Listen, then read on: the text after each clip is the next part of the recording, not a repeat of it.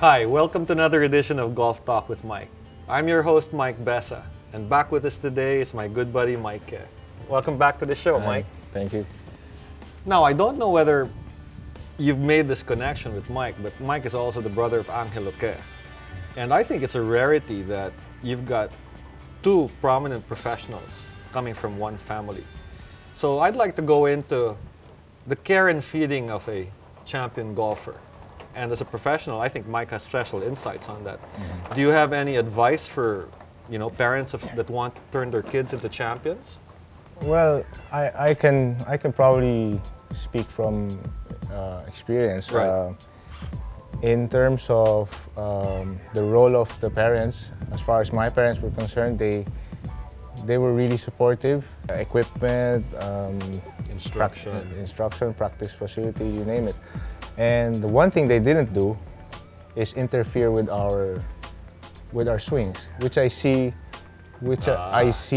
a lot of parents do to the detriment of their kids. So they interfere with the technical aspect of the game, when in fact they're more needed in the area of character building, moral support, and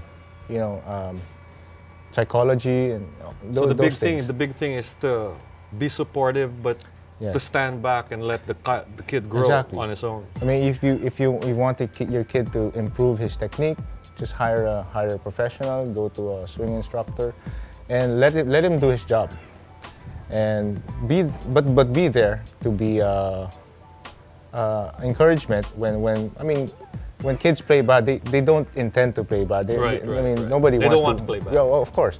But sometimes they put too much pressure on kids that they somehow lose the joy, and they end up not performing at their best, and worst case scenario, they even quit.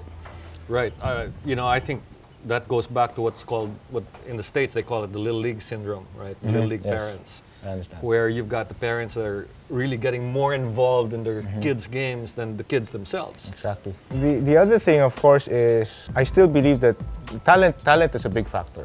Okay. So as a parent, you have to see if your kid has talent, then maybe you can push a little bit.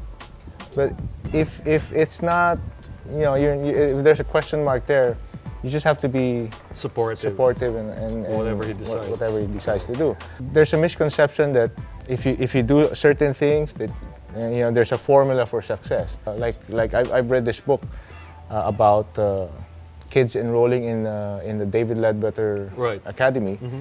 Out of 200 kids that might enroll in a year, maybe two might make it to the professional rank. And this we're talking about kids from all over the world who have the resources, who have the aptitude for it, and they still don't make it. They still There's don't no make guarantee. it. So there's no guarantee.